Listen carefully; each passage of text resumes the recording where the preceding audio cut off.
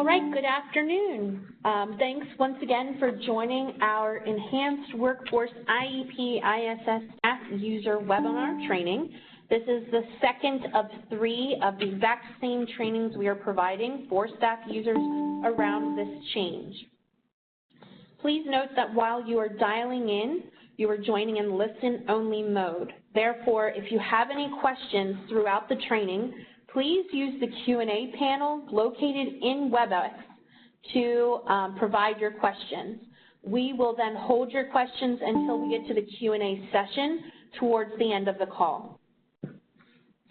My name is Tiffany Meinhardt, and I am part of the project team supporting the implementation of the Enhanced IEP ISS. I'm going to take a moment to go around the room to have everyone introduce themselves. I will kick it over to Keith. Hi, good afternoon. It's Keith Baker from Labor and Industry. Hello, Jesse Ramsey from the project team. Good afternoon, Kevin Leiter from Labor and Industry. Hello, Darian Nomi, project team. Allie Heiser, project team. And then also, Al, are you out there and would like to introduce yourself? Yeah, hi, good afternoon. This is Al Hubler with L&I. Excellent. Thank you very much. So we'll go ahead and get started.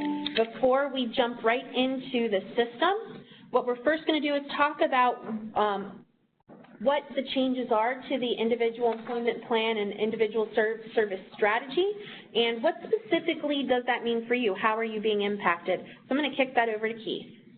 Oh, good afternoon, everybody, and thank you for taking time out of your schedule to join this webinar. As you're probably aware, the Commonwealth Workforce Development System is going through some pretty exciting changes over the coming months. The reason for that is the Pennsylvania Department of Labor and Industry was awarded a Reemployment and Systems Integration Grant. We call that an RSI grant. It's a dislocated worker grant from U.S. Department of Labor. But unlike other dislocated worker grants that fund direct services to dislocated workers, the purpose of this grant is to improve system integration and provide technology-based solutions that support the ability of you, our frontline staff, to better serve your customers. Under this RSI grant, there are actually 4 main enhancements being done. There's a dislocated worker dashboard, there's an upcoming referral system, and we're making some improvements to the CWDS ad hoc reports. But the main reason that we're here today is the 4th enhancement being done under this grant, which is this enhanced IEP or ISS. So to better serve and prepare Pennsylvania's job seekers for the workplace of today, we're enhancing the IEP or the ISS so that you will now have just one comprehensive view across all partner programs into a customer's employment plan. The IEP will contain only one goal for non-youth participants, and that goal is employment.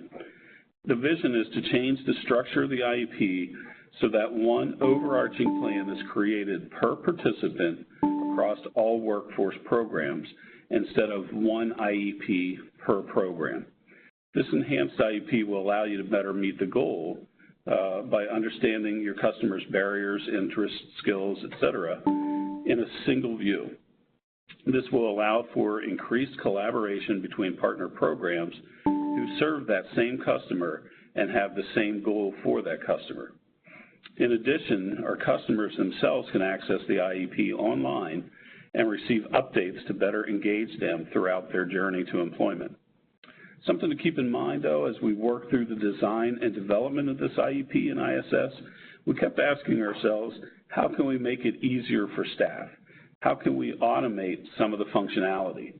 And as we go through this presentation, I think the information that Tiffany and Jesse are going to explain to you, I think you'll be very pleased with some of the automated functionality that we built into the IEP and ISS to make the process work more efficiently for you.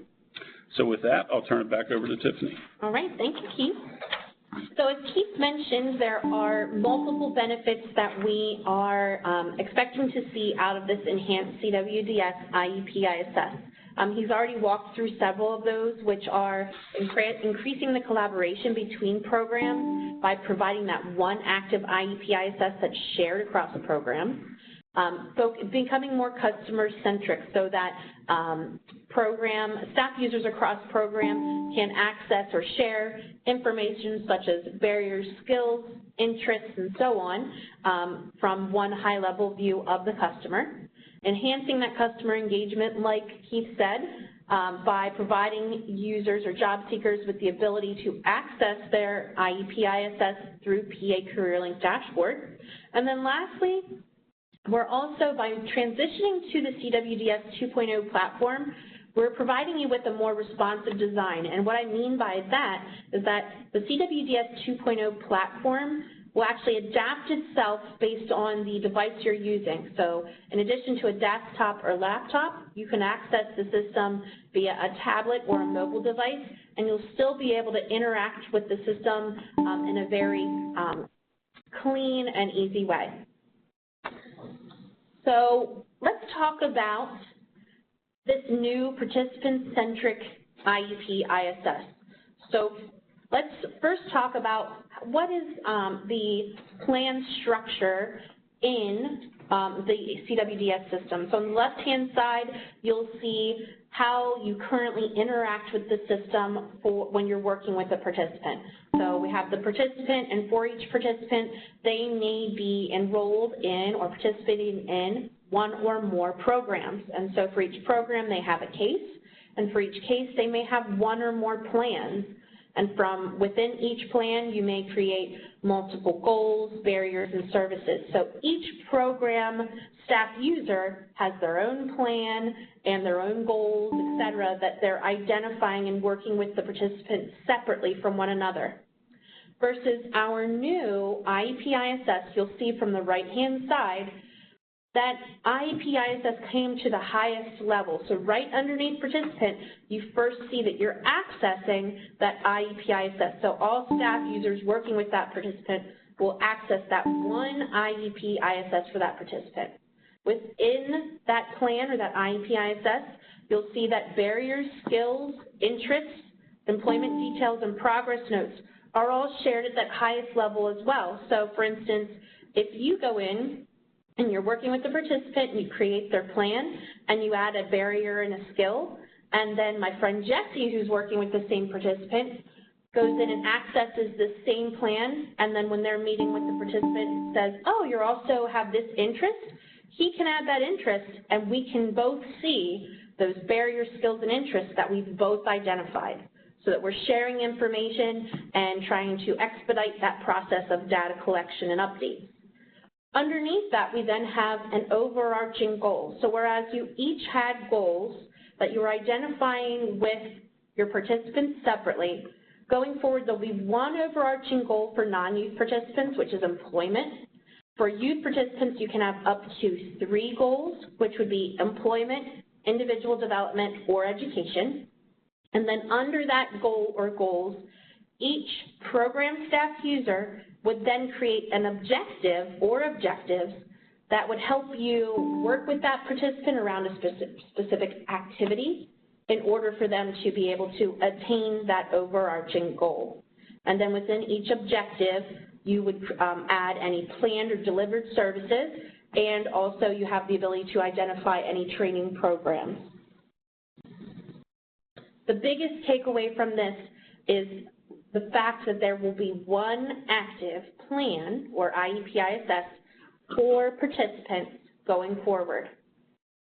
The one thing I would note to that is that this IEP and ISS is for workforce programs only. So if you are familiar with OBR or programs such as EARN and from DHS, those are not part of this new IEP and ISS. So just to make that clear. Again, this is only for workforce programs. Thanks, Jesse. So in order for us to make this transition to CWDS 2.0 and those single active plans, we had to do a little bit of data reconciliation and transition to CWDS.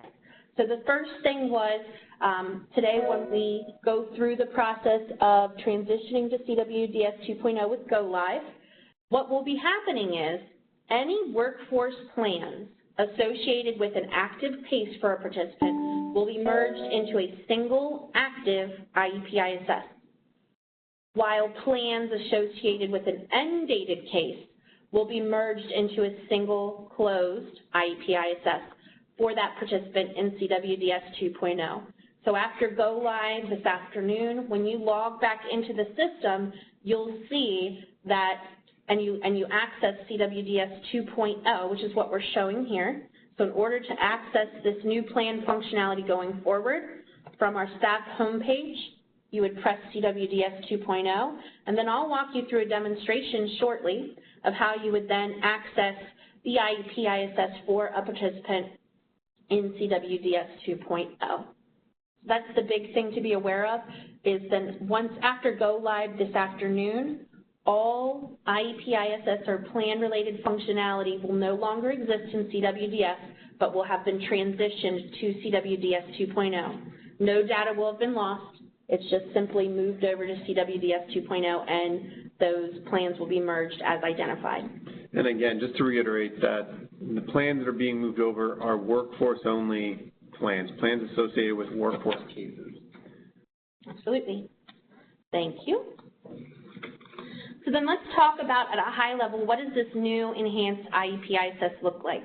So as I mentioned, after you log into CWDS, to access the IEP ISS for participants, you'll go to CWDS 2.0, and then when you are on the IEP ISS screen, at the very top you'll see there's that common participant information that can be shared across programs. So for instance, progress notes, barriers, interests, skills, and employment details can all be added or updated by case managers who are working on that plan with that participant. Then we have the ability to add or update goals, objectives, and plan services, and we'll dig into that a little bit more. But just to reiterate, for non-youth participants, there will be one overarching goal of employment, and for youth participants, there can be up to 3 goals, which would be employment, individual development, and education. Another new feature with the IEP ISS is the ability to electronically add signatures to the IEP ISS to authenticate changes that are made to the plan. And this is specifically around any changes that are made to barriers and or objectives. And we'll talk about that in greater detail when we go through the demonstration in the system. And then another new element is that for an IEP ISS, it can automatically be closed when certain circumstances occur. And this is driven by the objective status. So we'll dig into that when we're actually walking through the system demonstration so that that's clear and you can see it in real time. Another new element is that with the new enhanced IEP ISS, based on certain changes that are made to the IEP ISS, notifications will be available to staff via the case management dashboard. So those will help you to be aware of any changes made to plans by other staff users, or to help you know when services or objectives are coming due. And then for participants, from their PA Career Link dashboard, they'll also be able to know or be notified when changes are made to their plan that require authentication, and also when plan services are coming due, et cetera. And so what this all we're hoping will give you is a more customer-centered IEP ISS, and with our participants getting goal achievement. So now we're going to jump into the system. We know this is what you've been waiting for, is to see how this will actually function. This first demonstration I am going to do from the perspective that I am a staff user working with a participant who is around a labor exchange case. And I'm going to create a brand new plan for this person in CWDS 2.0. So you'll notice I'm on the staff homepage. As I mentioned, we'll go to CWDS 2.0. It brings us to the CWDS 2 homepage. And from here, I have a couple different ways of accessing the IEP ISS for the participant. I can either search for the participant using participant search, or I could also search for the participant's case and then go to the case summary screen and access the plan from there. For the purpose of this demonstration, I'm going to go ahead and select participant search. And from the participant search, I'm going to enter in the participant's PID, but you could, of course, use their name, social security number, or any other information as identified here. All right, press search, and then my user displays here. And so I have two different ways I can access information for the participant. If I press the participant's name, it will take me to the participant summary screen. Or if I press this More Actions menu, it will display this Quick Links option and show View IEP ISS. This View IEP ISS option only displays when a plan of some sort exists, either active or closed. If this participant does not have an IEP ISS at all in CWDS 2.0, you would simply click on that participant's name to go to the participant summary. So I'm just going to click View IEP ISS because I'd like to see what kind of plan is currently out there for the participant. And when I get to the IEP ISS screen, you'll notice that this blue message bar here tells me that this existing plan is in closed status. So I'll have to go and create a new plan for this participant. Before I do that, I'd like to highlight the fact for you that we have a feature here called a system tour or an on-screen interactive tour. This is specifically on the new IEP ISS screen in CWDS 2.0 currently, and what it enables you to do is press Take the Tour, and it would walk you through all the different elements of the IEP ISS screen and explain to you what data is collected in each one of those areas. So you could utilize this as one of your training tools as you get used to using the system. When you're done reviewing it, you can press End Tour. It'll take you back to the IEP ISS screen. And as I mentioned, I would like to create a plan for this participant. So I'm going to go to the participant summary screen. And when we get to the participant summary, you'll see that it provides me with some overview information, such as their personal information, what cases they're currently enrolled in or participating in, any case notes that are available. And then as we scroll down, you'll see there's a new plans tile available in the participant summary. We can see that there are multiple closed plans, which is perfectly fine, but no active plans exist. So because no active plans exist, as I should clarify, because an active plan does not exist, because a participant can only have one, I can press Create, this Create button.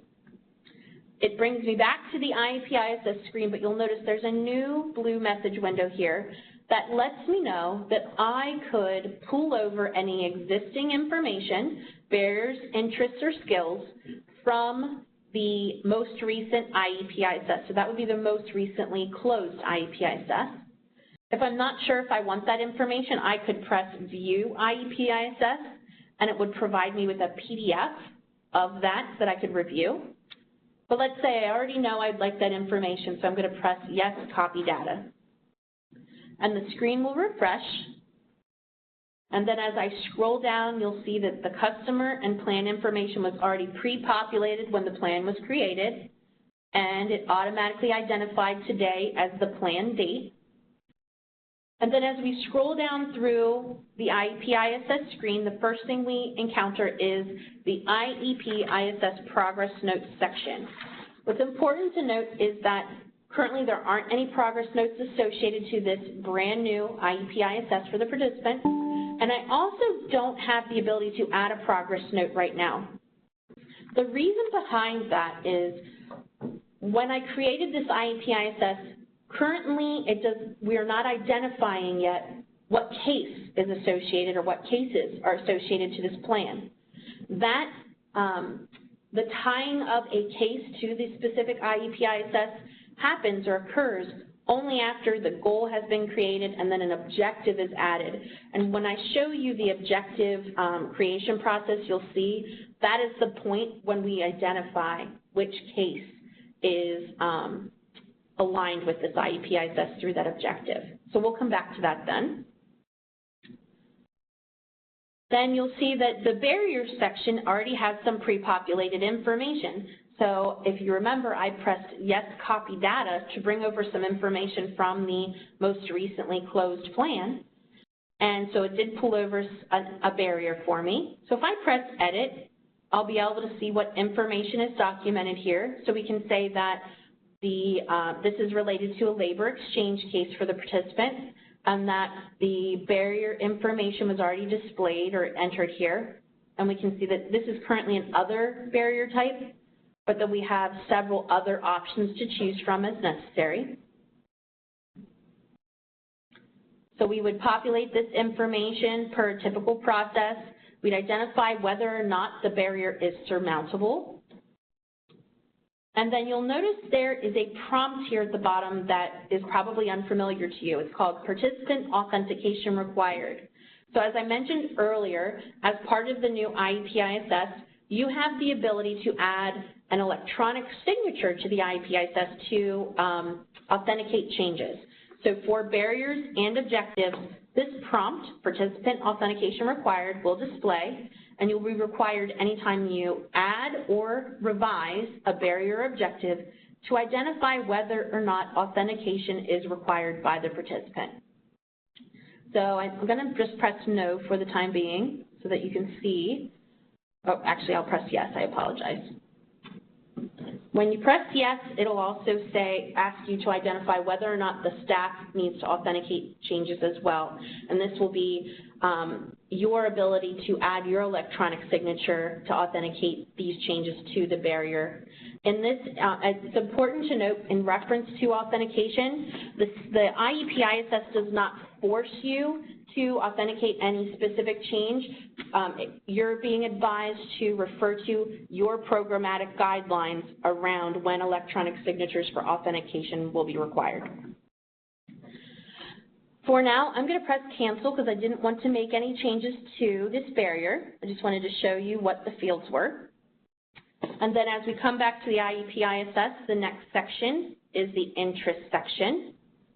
You'll notice at the top of the interest section, we have the Career One-Stop Interest Assessment link, which you can use to help guide populating information in the interest. So you have the ability to either edit any existing interests or add a brand new interest. I'm going to press Edit Interest in this situation because this was pulled over from the prior plan. And we can see that the occupation, career is heavy-duty heavy and tractor-trailer truck drivers. We have our outlook, wage amount, and education required. All of this information came from that Career One-Stop Assessment link, so I was able to populate that here, and then I could add any other comments as necessary. I'm not going to make any changes to this. I just reviewed it with the participant. And then as we scroll back down, we can see the next section is our current skills. So once again, when you're meeting with the participant, you can add an additional skill if they share one, or you can revise this skill that we already provided, and you can see that you can enter what the skill is, how many years experience, when it was last used, and whether any remediation is needed in addition to some comments. And so all of this was pre-populated from the prior plan, and no changes are needed for today. The next section we come down to is the employment details section. The information in the employment details section will pre-populate for you from the participant's work history, if any is already in existence. You can, once again, make any edits here as needed by pressing Edit, or you can add employment. What's important to note is that any changes made in this employment details section in your IEP ISS for the participant will also then sync back over to the participant's work history.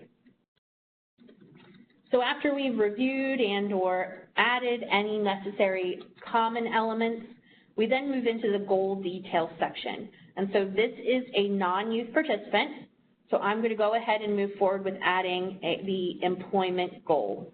And when I press Add Goal, the Goal Details section displays, and you'll notice that I only have the option of selecting employment because the system already knows this is a non-youth participant. I'm going to select employment and add my begin date, which will be today. And then I can enter the comments specific to this goal. And for this participant, we're going to say that the goal is to become employed as a CDL truck driver, and press save. The overarching goal of employment is added, and then below that you can see I now have the ability to add an objective.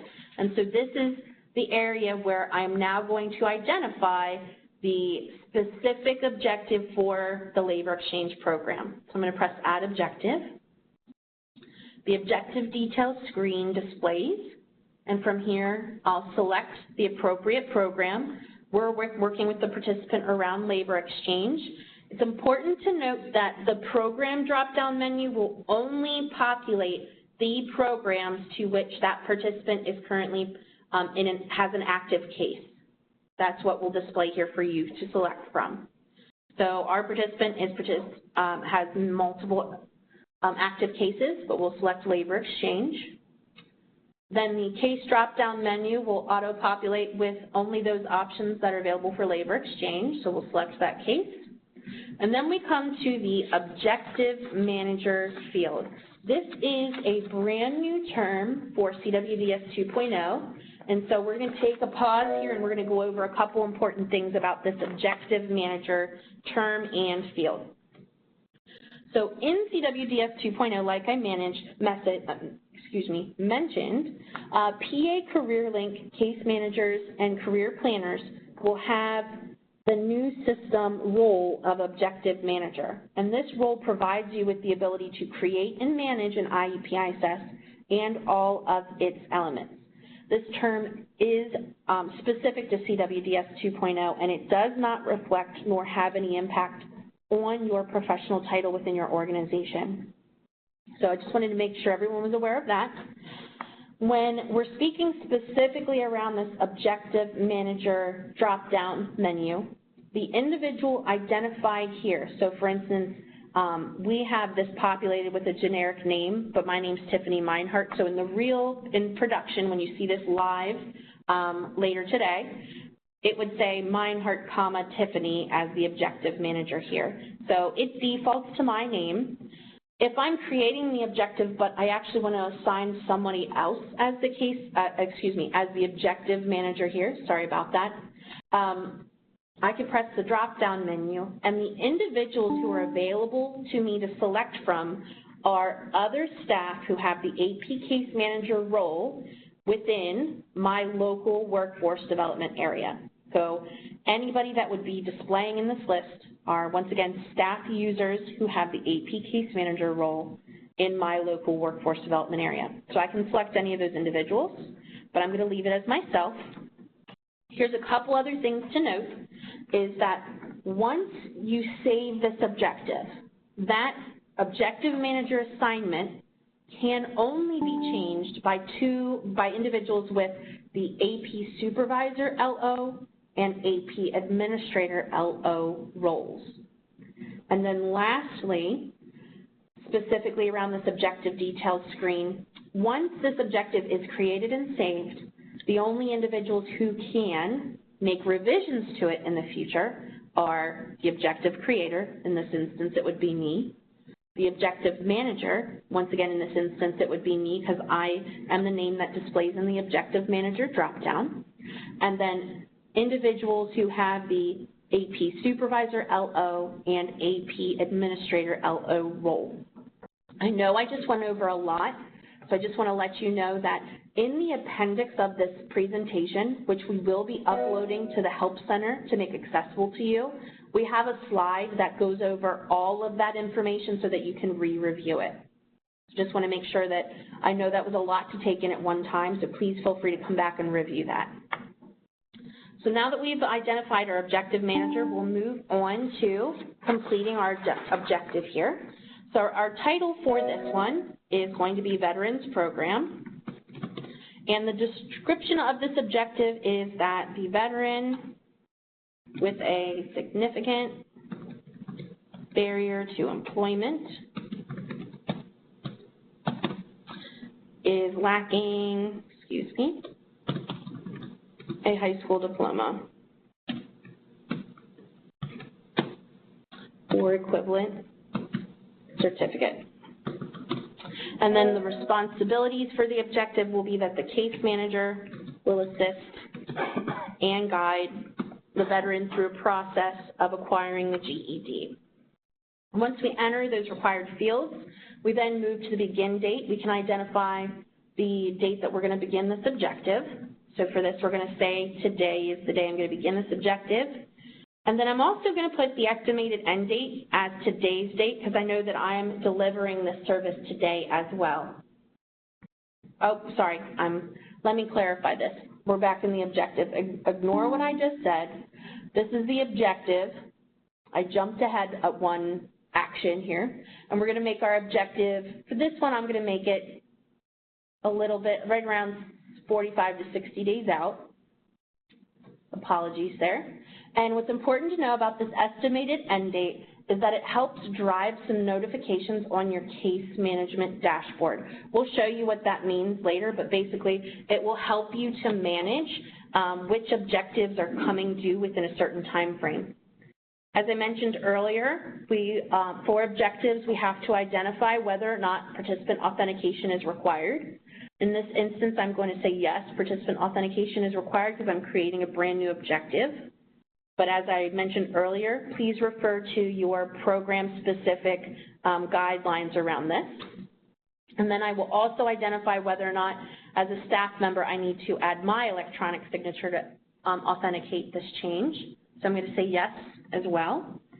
You'll notice that the system just lets me know that I'll be able to add my signature in the authentication history section of the page, which we'll show you in a little bit. And then the last prompt currently on the screen is objective met. What's important to note is that when you are creating a brand new objective, you're definitely not going to respond to this prompt. If you're not sure in the future whether or not you should respond to it, press this tooltip and it'll explain to you the purpose of it. What it tells you is that answering yes or no to the objective met prompt will update the objective status. And if your program guidelines require follow-up after common measures participation ends, you're not going to respond to this question until all those services are delivered. And the reason being is that when we respond to the objective met prompt, it can initiate the IEP ISS closure process if all the objectives on the plan have an objective status identified and that all required authentications are provided. I'm going to walk you through that later on with another demonstration, but for the purposes of this, let's just be clear and say that when we're creating a brand new objective, we will not respond to the objective met question, and we'll go ahead and press save. The objective saves to our IEP ISS, and then for labor exchange, the confirm EMDP service window displays with asking you to add the EMDP service to this case, and so you can press yes, add service to automatically add this as a delivered service to your service record. So this is one of those areas when Keith mentioned earlier that they were trying to think through those areas where we could help automate different aspects of the system. This is one of those automated areas where when we add the EMDP service here by pressing yes, add service, it will automatically add it to the service record using the dates we identified for the objective. So we'll press yes, add service. The IEP ISS window refreshes, and it brings us to the top. And what you'll notice is as I scroll back down, I now have the ability to add a progress note if I would want to, because as I mentioned, with the addition of the objective, it now tied the case to the IEP ISS, and I could add a case progress note to the plan if necessary. For now, we're going to go back down. And excuse my quick scrolling. Here's our employment goal, and then we can see our Veterans Program objective. If I expand that, press this plus button, what you'll notice is I now have the ability to add plan services, and a table displays which shows those services that have been delivered to date for this specific case. So they're not tied to the IEP ISS. This is just another one of those areas where we were trying to provide you with the ability to see what other services have been provided to this participant specific around this case. Keith, do you have anything you want to add there, or are we good there? No, just like Tiffany said, specifically on the IEP here, this is just a snapshot of the existing service record. Great. Thank you. So what we're going to do in this instance, we're going to go ahead and press Add Plan Service so that we can add a service underneath this objective. And so for this participant, we're going to go ahead and find the CWDS service. So I enter that in. Oh, sorry, thank you. I'm going to take a pause because I know the screen's just caught up for you. So we're on the Plan Service window. Then within the search field, I typed in the service code.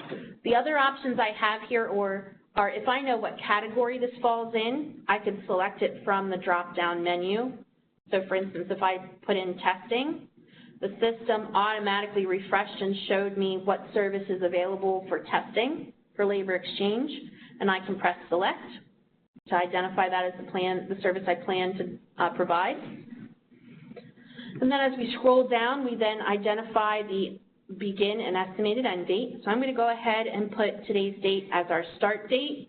I'm also, for this service, going to say my estimated end date is today because this is a referral service. And I'm going to also populate the end date in this instance because I'm going to deliver it today. So not only am I planning for this service, but I'm delivering it right now.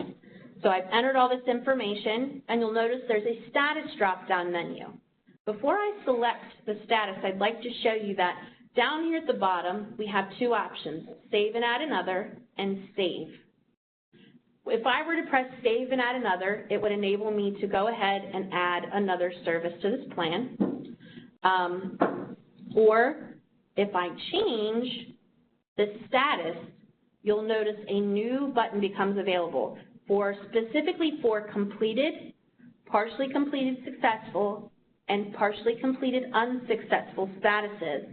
This new Save and Add to Service Record button displays. And if we press that button, it'll enable us to automatically move forward to the service authorization screens and add this service to the service record, which we're going to go ahead and do now to show you what it looks like. So we'll press Save and Add to Service Record.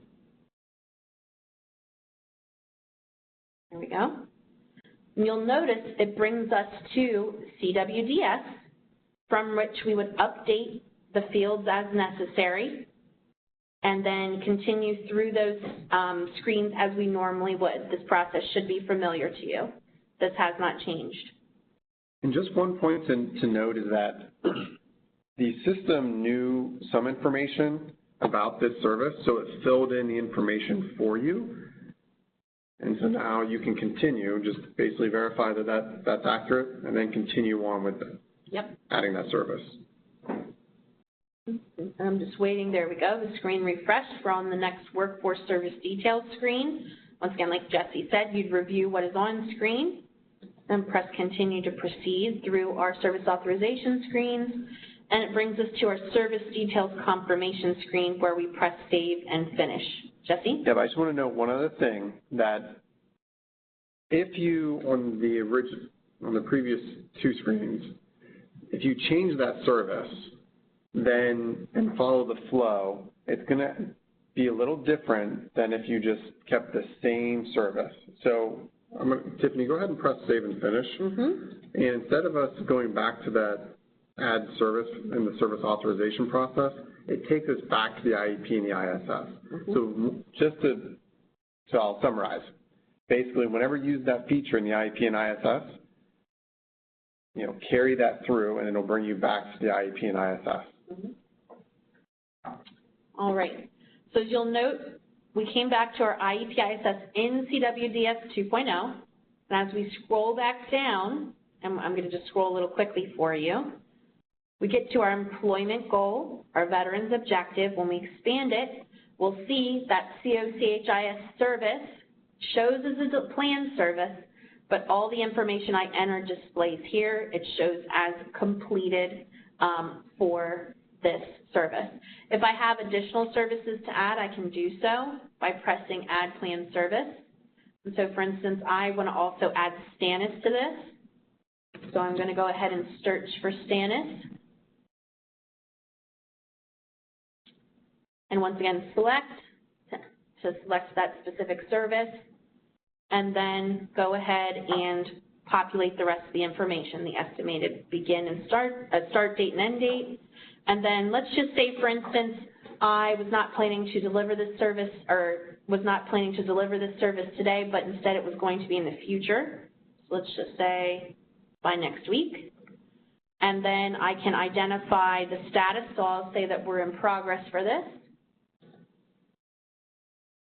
You'll note that I only have the two options down below, save and add another, or save. And that's because I'm looking to add this service or to deliver this service sometime in the near future. And so the other thing we wanted to note is that currently in the IEP ISS, you can only add one service at a time using that planned service window. But we have received a question about whether or not we will have the ability to add bulk or multiple services at a time in the future, and that is something that the project team is going to look into to see if that could be included in a future enhancement. So for this IEP ISS, you'll note we added our goal, we made our updates to the common information, we created our objectives and our services. The next step is authentication. So because when we created our objective, we identified that we needed both the participant and staff to authenticate the changes.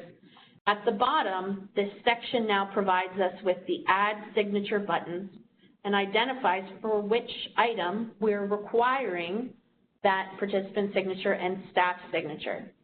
So if the participant is in the office with you when you're making these changes, you can walk them through the process of adding their electronic signature right away.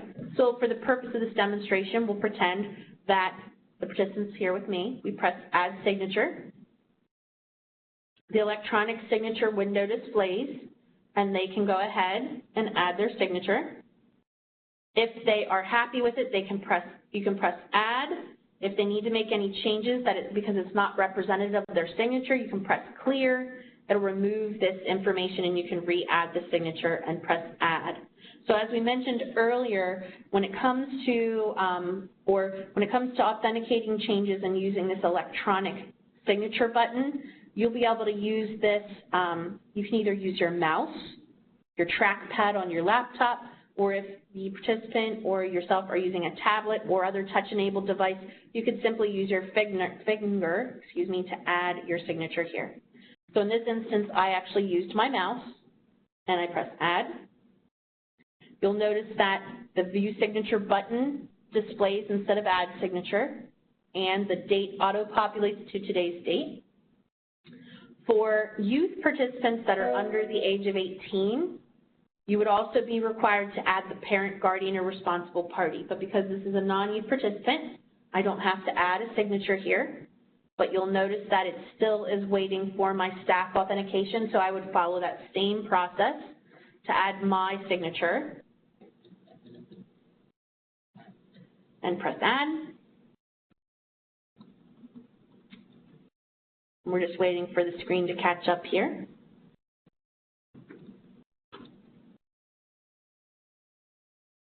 Looks like there's just a brief WebEx timeout, so we'll just give it a moment to catch up here.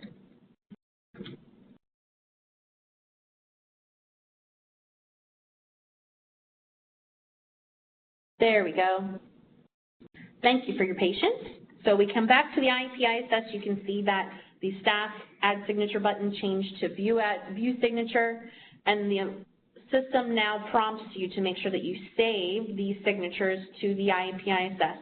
So we'll press Save. The screen will refresh and take me to the top.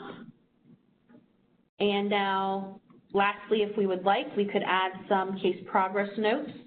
So if I would like to do so, I can press Add Progress Note. and then update the information here by selecting which case this is for. You'll notice that even though this participant has other cases to which they're participating and active, only the labor exchange case displays here as an option because that's the only objective currently tied to this IEP ISS. So I could select that case, enter an applicable tile, what date should be this. The other thing to note is this note type section. And within the note type section, we have two different types of notes, and I'm going to ask Jesse to take a moment to describe those to you. Sure. So with these two types, there's actually some interesting things that occur depending if you select the IEP ISS General or the IEP ISS Objective. So this general type, if you want to inform somebody else that is connected as an objective manager to this IEP and ISS, say a different program, could be the same program, just different objective, select that general type, because then that's going to actually send a reminder, or rather a notification on their case management dashboard that there may be something of interest for a specific participant in their IEP ISS that you may want to be aware of. And if you want to inform a specific objective manager of a case, then select the objective type. And what that's going to do is, say I have a different objective for Title I, and Tiffany has labor exchange, I could then, and they've both been added to the IEP and ISS, I could then select that type to inform Tiffany of something that may impact her objective, because I went and looked at her objective, and based on the discussion with the participant, she might find that helpful. Thanks, Jesse. What's important to note is that any progress notes added to the IEP ISS will also be accessible in multiple different areas, such as your participant summary, the case summary, and then actually following an update to the system later this month, I think October 17th, they will also be viewable on the case itself. Or is that? Yep, for the case itself in CWDS. Thank you. All right, so that ends our first demonstration, which was specifically around how to create an IEP ISS for the system, for a participant, excuse me. The next thing that we're going to do is I'm going to turn it over to Jesse, and he's going to walk you through how you would go about updating an existing plan for a Title I participant. So I'm going to log in as a different user for Jesse. All right, so Tiffany's logging in as a different user, and that's supposed to be me logging in, and she's navigating to a specific participant's IEP and ISS. And let's just assume that Tiffany already added a labor exchange objective. She already created the IEP and ISS, already added an objective for labor exchange, and I want to go in as a Title I staff person to add an objective for Title I. So for this particular scenario, I'm going to press View IEP/ISS, and this is one new blue box. I guess we have a couple new boxes here, and this box is really just for me to press because I want to edit it. If I want to just view the IEP and ISS, I can do that, but if I want to add and make changes to it, I need to press this button. And so I go ahead and do that. Actually, before I scroll down, since this may be a new IEP and ISS for me, I'm going to review the progress notes, the skills, barriers, interests, employment details. Say, for example, I'm meeting with a participant and there are some changes. I may want to reflect those. Otherwise, I merely use those to build out the objective for my specific program for the participant. And so I will scroll down to the goal section, which is employment, and I see that there's a veterans program already added as an objective. So now I want to add an objective for Title I. I'm going to press Add Objective. In the program drop-down, I want to select WIOA dislocated worker. I'll select the respective case. I'm going to keep the objective manager as myself. I don't want to change that for this scenario. For the title, I want to type in GED attainment training, and the description is earn GED and also attend training program to obtain employment as a carpenter. So one thing I left out is this is really for the participant to become a carpenter. So that's the scenario. And for the responsibilities, I'm going to enter participant will maintain satisfactory progress in both GED instruction and carpentry program. The begin date, I'm going to say is today. The estimated end date, I'm going to put this 30 days out, mainly because I want to follow up. I want to be notified on my case management dashboard via one of these new widgets that we'll show you that this objective is coming due. Because I want to make sure that the planned services and the objective are really moving along for the participant. So for the participant authentication required, for this example, I'm going to press no. Again, follow your program guidelines on that. And the objective met prompt, I am not going to respond to this because this is the first time I am creating this objective for Title I. I'm going to press save. So after press, oh, that's right. There's a prompt that wants me to confirm that I want to add the WISO2 service to the Title I dislocated worker case. And I definitely want to do that, but first I need to select the funding stream. So I'm going to select dislocated worker local, and then I'm going to press yes, add service. Now, two things may occur on any of these automated services. So what happened is, the one scenario is it took me the IEP ISS screen refreshed. So that's the one scenario. The other scenario is if common measures is required, then the system will take you to the education and employment status screen. So it will require you to complete that screen, and once you complete it, you'll be brought back to the IEP and ISS. So I just want to make that known, and that's for the automated services are EMDP for labor exchange, WISO2 for Title I dislocated worker. On October 17th, we're going to add, October 17th, we're going to add WISO2 for Title I adult. And the fourth one is TAIEP for a trade case. And that's already in the system as well. And there'll be more communications around the steps specifically for trade. Mm-hmm. So at this point, I want to go in and expand that objective I just added for GED attainment and training. In looking at the delivered services, I get a pretty good idea of what I need to maybe introduce in terms of new plan services or duplicate plan services. And so, again, for this example, we're going to add one plan service, and that plan service, we're going to search for WTSO1. And so what we're showing you here is adding a training service, because there's a little bit of a nuance. We're going to select this occupational skills training. I'm going to add a start date of today, estimated end date. Again, anytime you see an estimated end date, just think that's going to remind you via a new widget on your case management dashboard.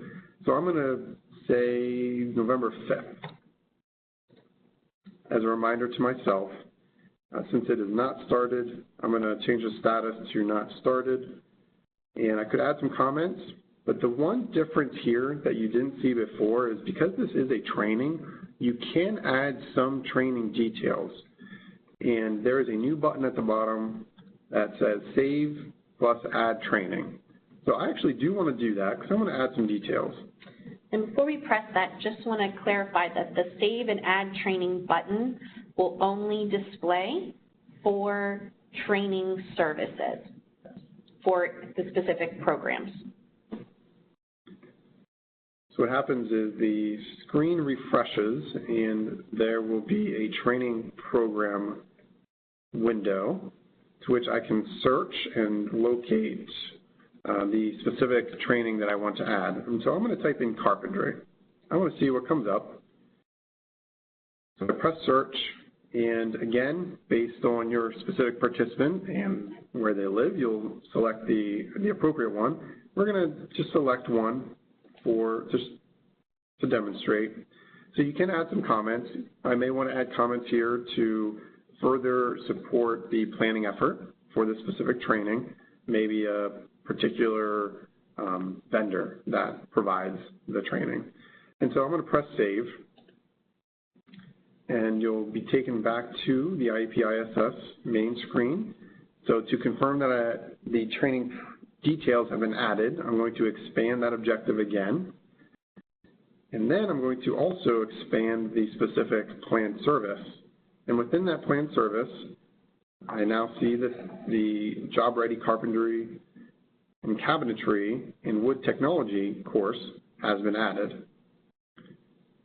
So at this point, I've done what I needed to do, and the one thing to note is that what we're showing you here, and Tiffany, if you wouldn't mind scrolling up a little bit, what we're demonstrating is really two different programs going to the same IEP and ISS to develop a plan with the end goal of employment. So this is where the collaboration comes in, where two different objective managers are supporting the same participant.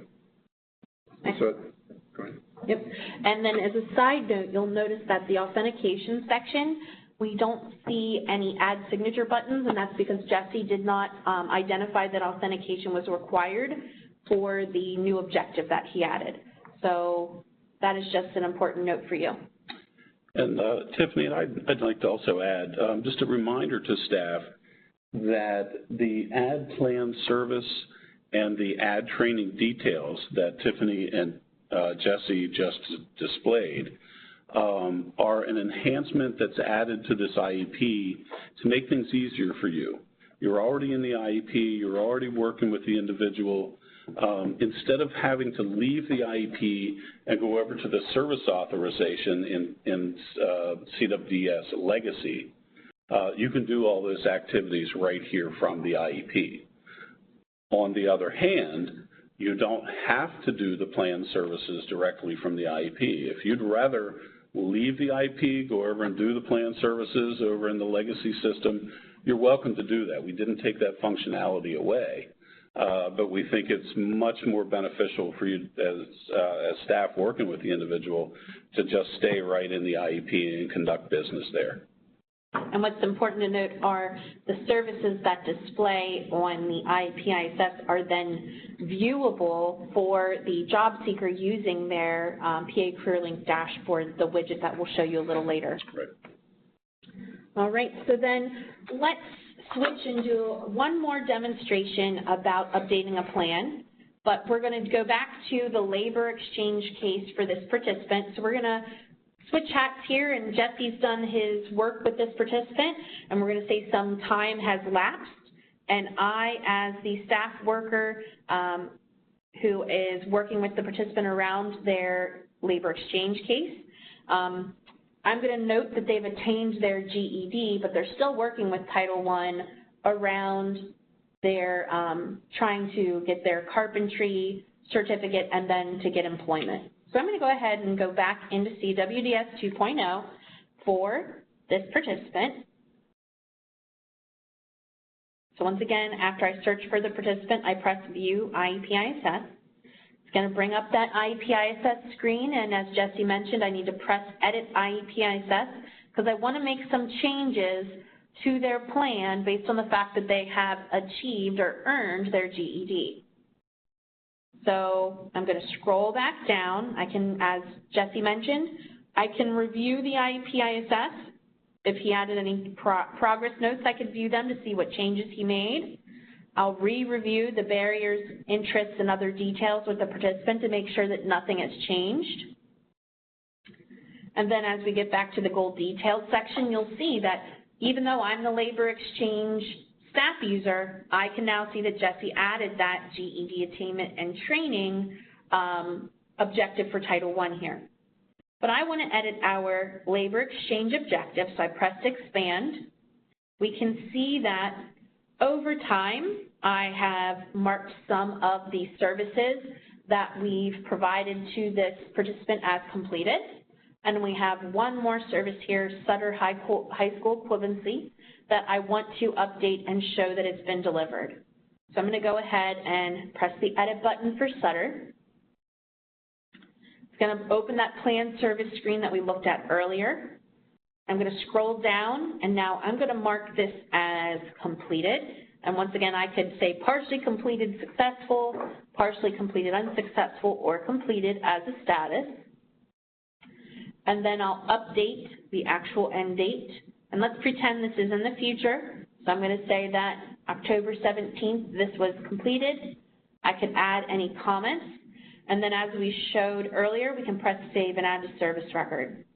And then similar to the process we followed earlier, it brings us to CWDS, where we can go through the process of performing the service authorization. So I will update any applicable fields if necessary and press continue to move through and review and approve each screen. So I'm just working through those screens.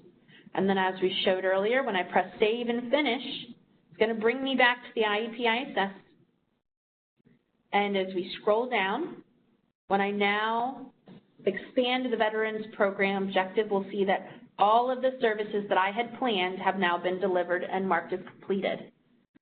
So because I've completed all my planned services and the participant has achieved or earned their GED, I want to mark my Veterans Program objective as met, update that status. So I'm going to press the edit button. The objective details screen displays. As I scroll down through, I can make any changes as needed, but then I have two areas where I'm going to make some updates. First, as I mentioned earlier, any time we make a change to the objective, we have to identify whether or not authentication is required. So I'm going to say yes in this instance. I'm going to say yes, I'll need an electronic signature from the participant. And for me, I'll go ahead and say yes as well. And then underneath that, we have our objective met prompt. And so because I have gone ahead and provided all of the services, and based on my programmatic guidelines, I don't have any other services that need to be delivered before completing this objective, I'll press yes, the objective was met because they earned their GED. I'm going to put in the actual end date that happened. And then I want to highlight the fact that the system provides you with a special message that reiterates that you only want to respond to this objective met prompt when all required follow-up services have been provided after common measures participation ends, because once we respond to this objective met prompt, it could initiate the plan closure process. So once I have responded to this, you'll also note that there is a prompt that says goal achieved. In this instance, I'm going to say no, because the participant is still working on that overarching goal of employment with Title I.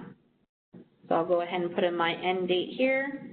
I'll add my comments, which would say participant still enrolled in Title I, and I could put some additional information such as working towards achieving their carpentry certificate, etc. Once I've made all these changes, I press save. It brings us back to the IEP ISS, and when I scroll back down to our goals section, you'll see my Veterans Program objective moved to the bottom of the list. And that's because it brings those objectives that are currently active and still being worked on to the top. And it identifies my Veterans Program objective as being complete. You'll also notice that my status has changed to objective met. The other thing I'd like to highlight is because the GED attainment or training objective is still active and there's not an objective status identified here, the IEP ISS for this participant remained open. So just to reiterate, as long as there is at least one objective on the IEP ISS that is active and being worked on, and there's not an objective status populated here, it will remain open. And then you'll note down at the bottom, authentication is available for me here, and that's because I asked for the participant's signatures and mine as well. Let's pretend the participant isn't with me today. So I'm not going to press add signature here. They're instead going to get a notification on their CareerLink dashboard to view this change to their IEP ISS and add their electronic signature. And I'll show that to you in a minute.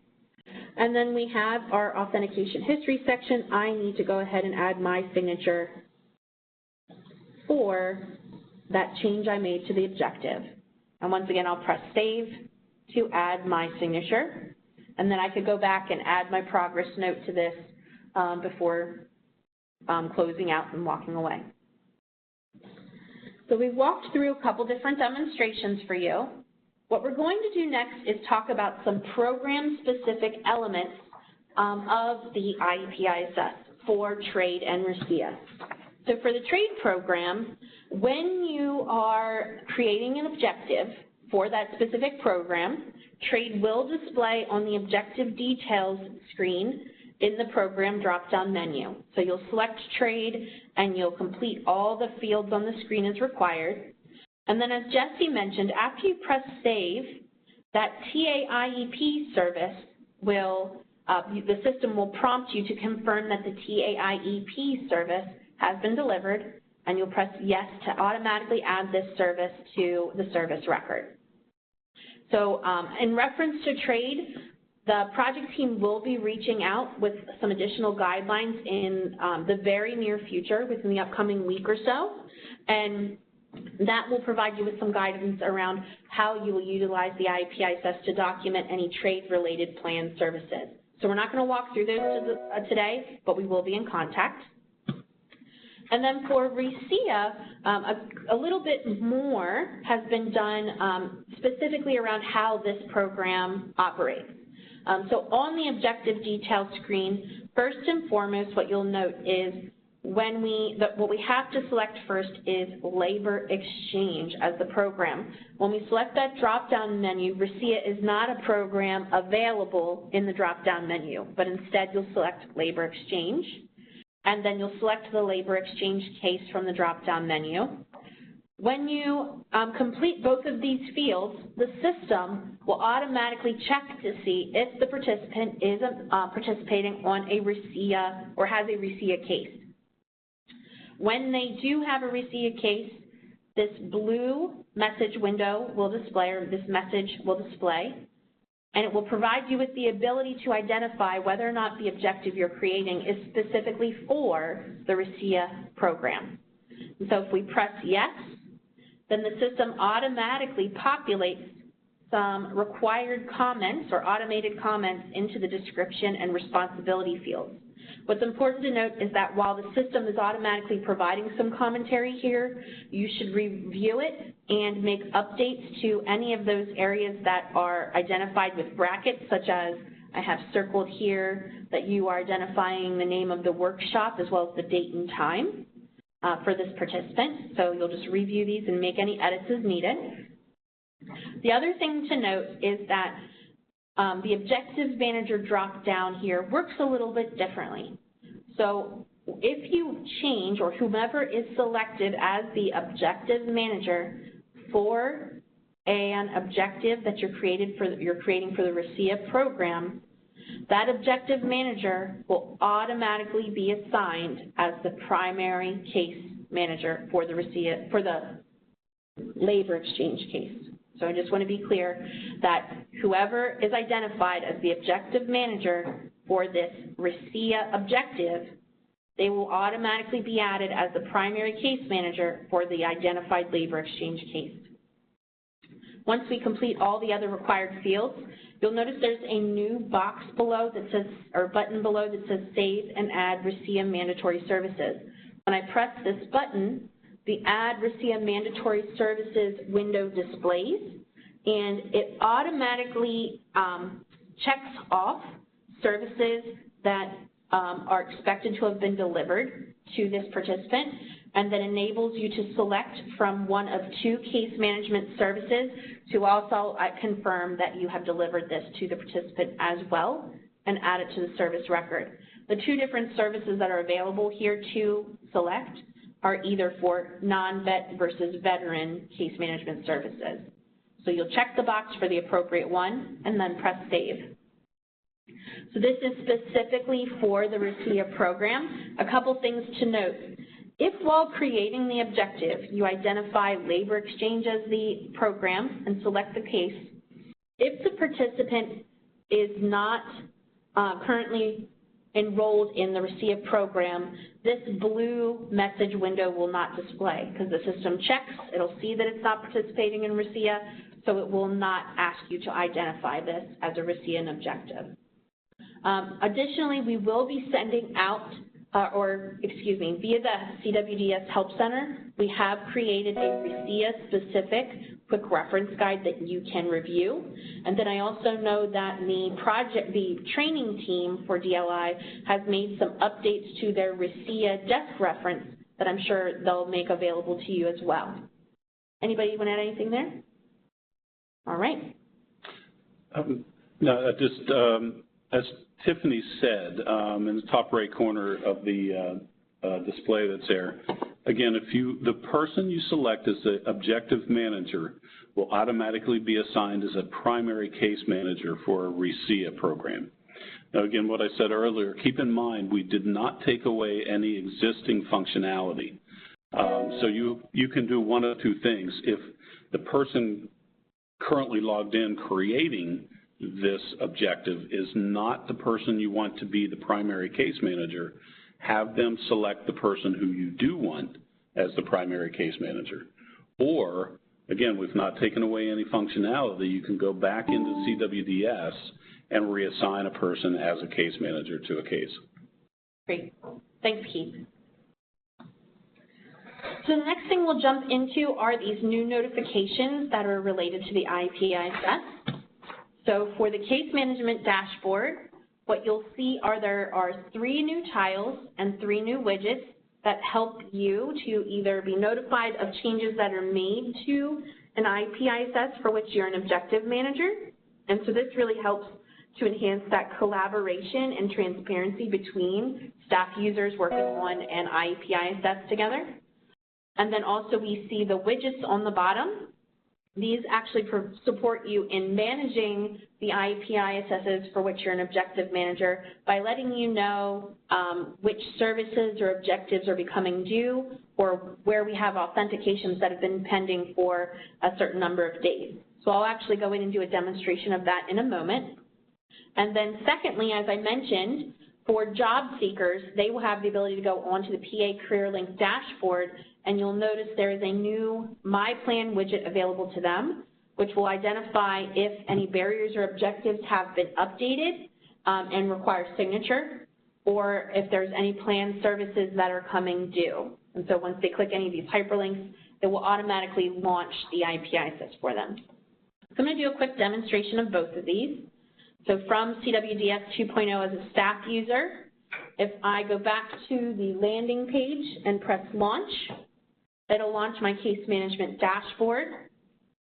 And then if I scroll down towards the bottom, we'll notice that we have three new tiles on the right. The first one highlights whether or not there are any new goals for any of the plans, which I'm currently an objective manager on. So this tells me no one has created any goals on the plans I'm an objective manager for. There is one new objective for an IEP ISS that I'm working on, so I could click on this tile. It would bring me to the participant search screen and display the participant who has a new objective. And if I press the More Actions menu, I can quickly jump to that IEP ISS and then view that newly added objective. I'm going to go back to my case management dashboard because we've already shown you that IEP ISS multiple times. And we'll just wait for the system to refresh. The last tile identifies whether or not there are any new progress notes for you to be able to go out and view for any of the plans which you're currently an objective manager for. And then on the bottom, as I mentioned, there's 3 new widgets. One that tells us if there's any IEPs that have an objective coming due within 30 days or less, or even if there's any past due. So currently I don't have any objectives that are coming due in the near future. That tells me whether or not there are any planned services coming due, and so right now I can see that I have one IEP that has a planned service coming due in the next 8 to 30 days.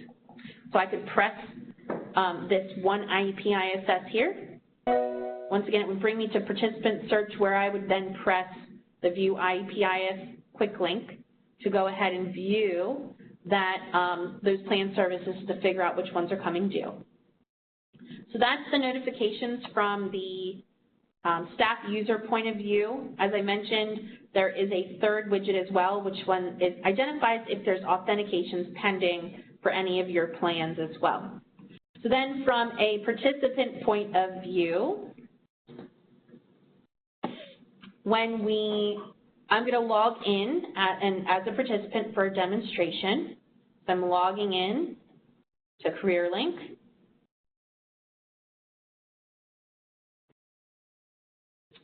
And I'm going to go to the PA CareerLink dashboard for the participant. And then you'll notice, as I mentioned, from the PA CareerLink dashboard, we can see on the right-hand side, we now have a new My Plan widget. And it tells me that I have an objective updated that requires signature. I also can see that there's some plan services coming due. And I can click any of these hyperlinks to jump directly to that section of the IEP ISS. I'm going to press Objective Updated. And the system's going to refresh for me here. It brought me directly down to that objective section of my plan. And anything that has been changed that I need to review is highlighted in green, so our objective here, I would review that. And then I would scroll to the bottom of the screen, and you'll see that as a participant, I now have the ability to go ahead and add my signature. So I would follow the same process that we reviewed earlier, where they would press Add Signature, add the electronic signature, and then press Save to save it to the plan. So one of the things that I just would like to reinforce to you is that when you're meeting with participants, explain to them that they're able to view their IEP ISS on PA CareerLink, and there's also going to be a quick reference guide for them, so you can even pull it down and provide them to it or guide them to where to find that quick reference guide so that they can begin collaborating with you on their IEP ISS electronically going forward. And Tiffany, just one thing to note is that the difference between the staff view of the IEP and ISS and the participant view is really there is no difference, except for participants cannot see the case progress notes. And they can't make any changes other than adding their signature. Right, right. But all the other information should be there. Thanks, Jesse. So I did the demonstration, and then we're quickly just going to talk about the impact that the IEP ISS enhancements have on the existing participant merge functionality in CWDS.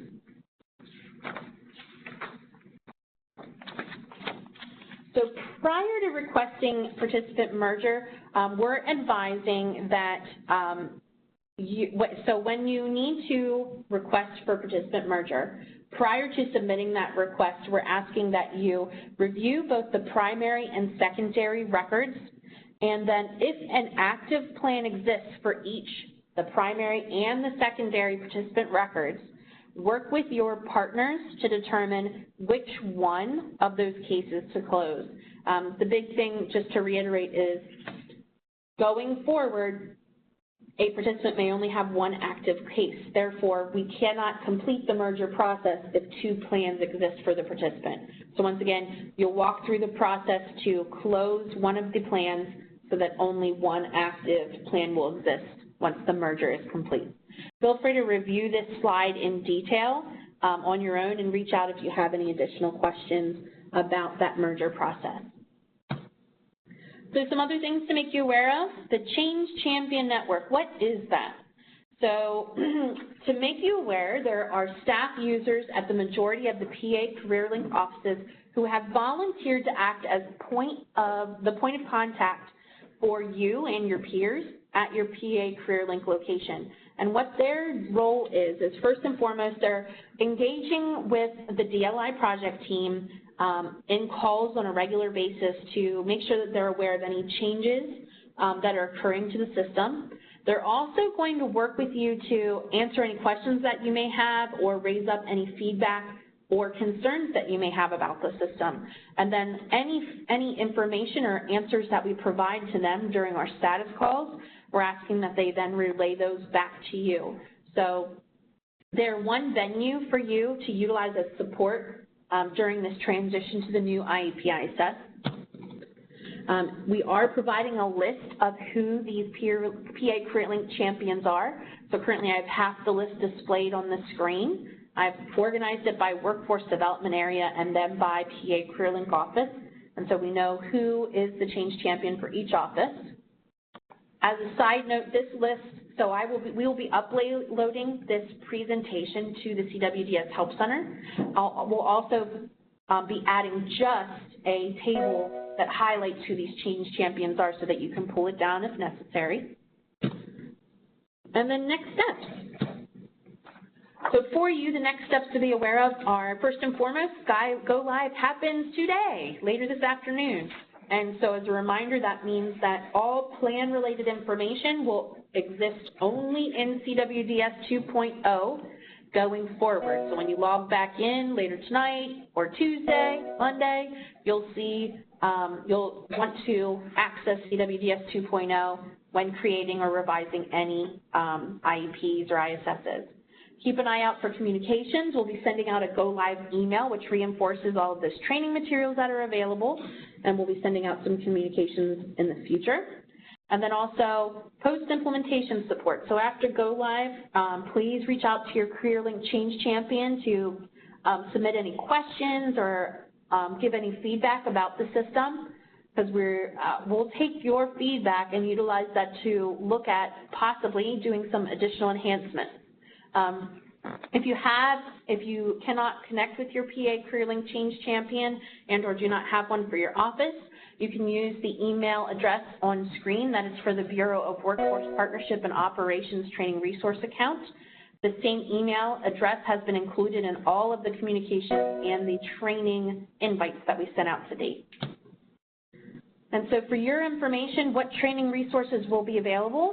So in addition to a recording of this staff user webinar, you'll be able to access multiple quick reference guides for topics such as authentication, closure, RESEA, and the dashboards as well as the job seeker. There are 3 video simulations which are recorded demonstrations of the IEP ISS functionality, which include one specifically around creating a plan for a youth participant.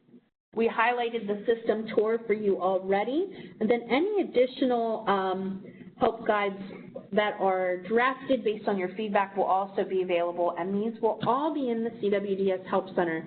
So if you look on the screen I am highlighting right now, within the CWDS Help Center, to find those materials, you would go to the list of training materials section of the CWDS Help Center and look for the very first folder called CWDS 2.0 Enhanced IEP ISS Training Resources.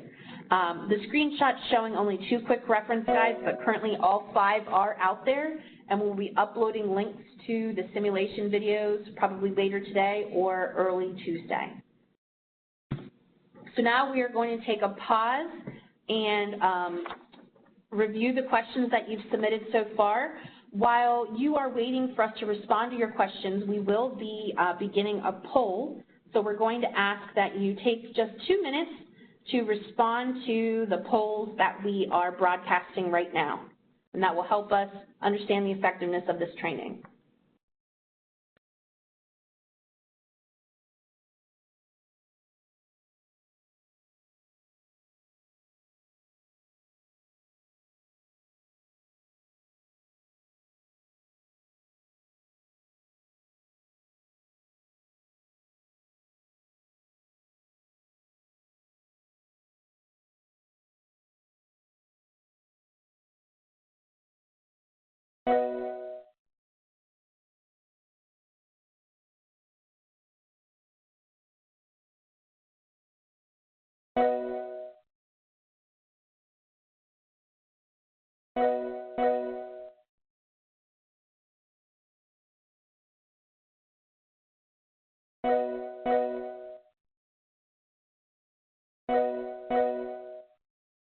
All right, if everyone is ready, we're going to share our first question. As a reminder, we do have the poll currently open, so please feel free to respond while we respond to your current question.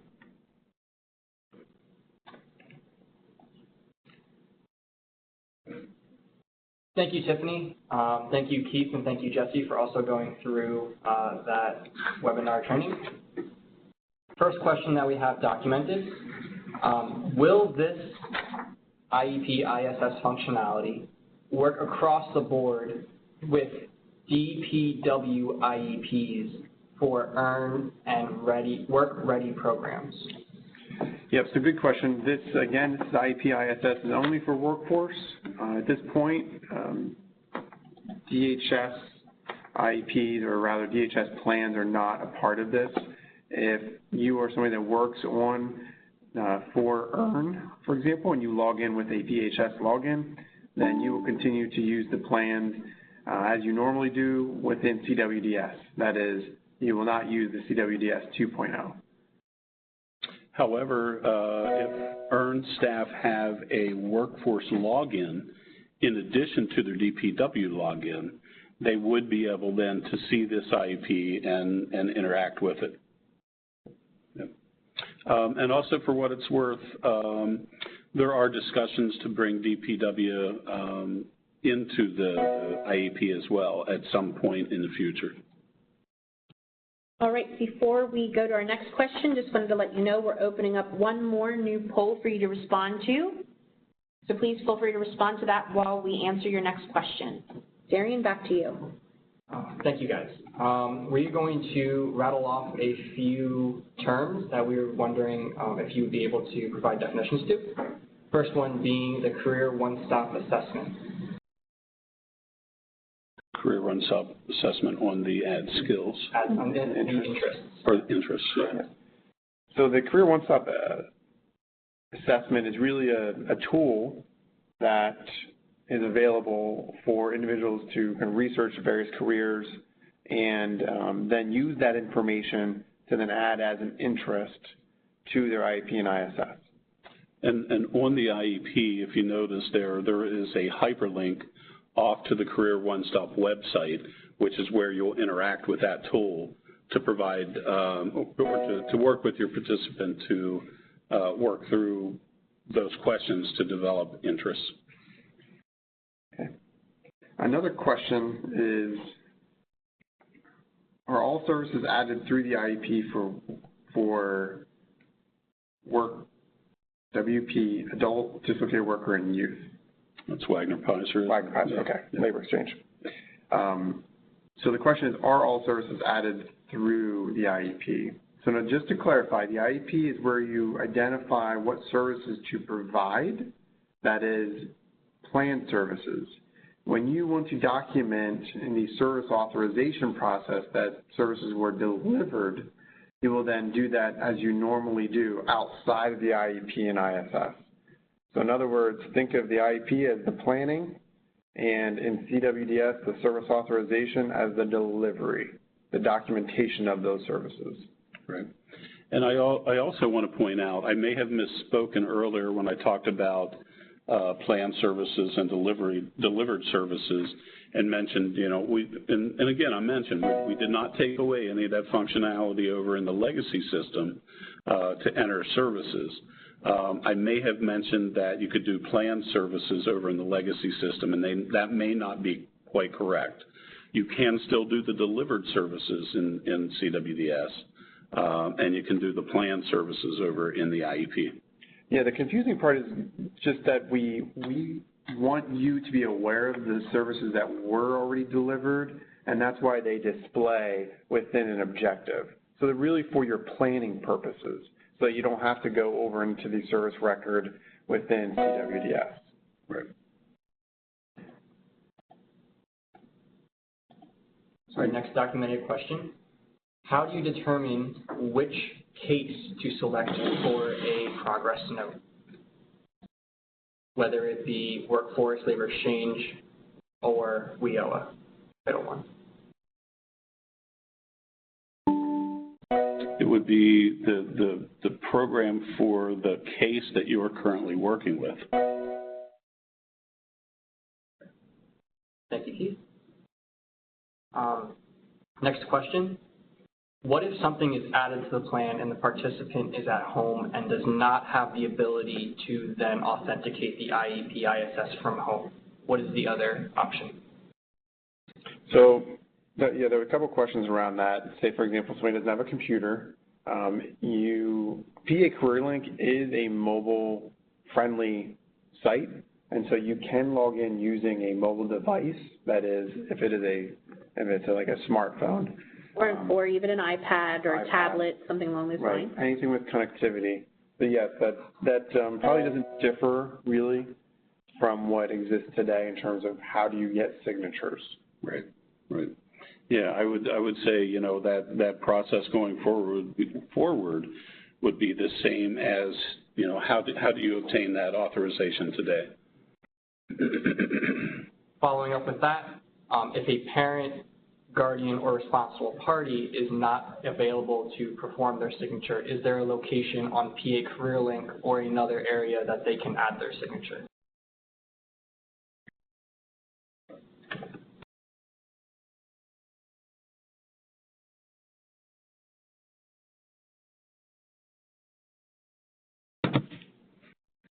Yeah, so there is one area on the participant dashboard. If a parent, guardian, responsible party signature is required, they could do it through the participant dashboard. And again, that's for individuals under 18. Again, back to the authentication, if you need one of those signatures today, you know, how do you do that today is kind of what we go back to. The IEP and ISS doesn't really change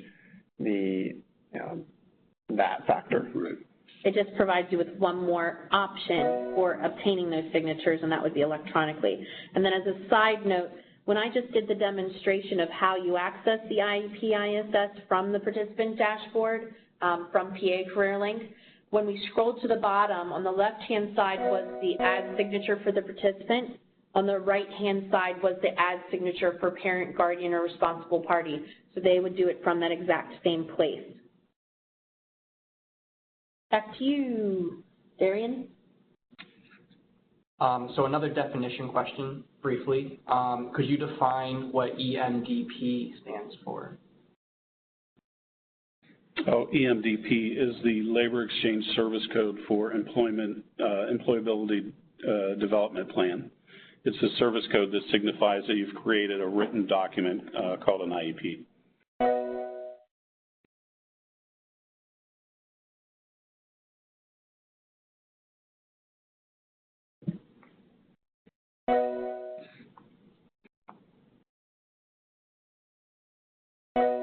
Last question that we're going to cover in this Q&A session.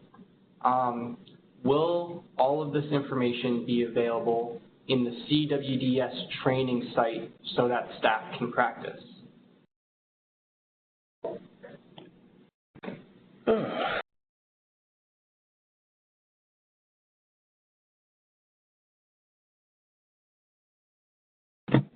Yeah, so good question. We need to go, I'm not sure what date that particular training environment will be refreshed with this new functionality. So as part of the FAQs, we'll get that information and include that in some of the upcoming communications. So please be on the lookout for that. Okay. All right. I was just told that the training refresh will happen on October 22nd. You're going to begin doing the refresh on October 18th. And it typically takes a couple of days. But it should be available again on Monday, October 22nd. All right, perfect. Thanks, Kevin. And you had some insider information there. Thank you. Feel free to enter some additional questions while we're waiting for those to come in. I'm going to go ahead and open one last poll, which will enable you to share any additional comments you have about the training or even the functionality that we've shown today. So please feel free to respond while we review any additional questions that come in.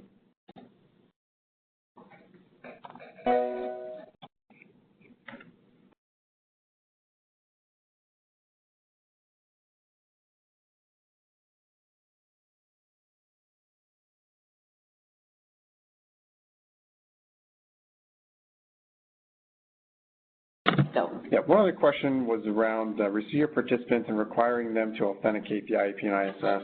Again, this goes back to the program guidelines. If there are any changes to those, you'll be communicated through kind of regular channels.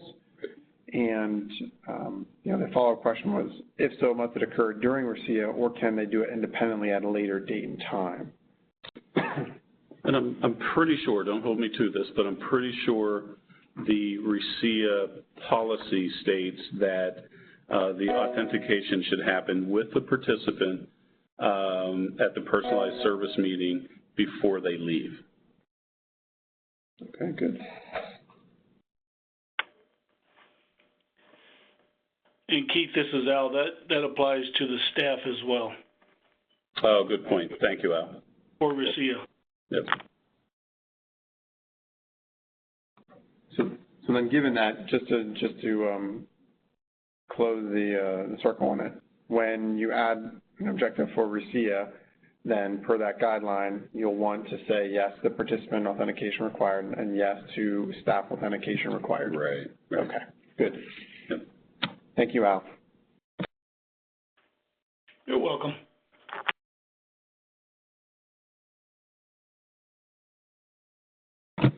Well, thank you everyone for your questions and your participation throughout the call. We'll review any additional questions that come in as we wrap up here.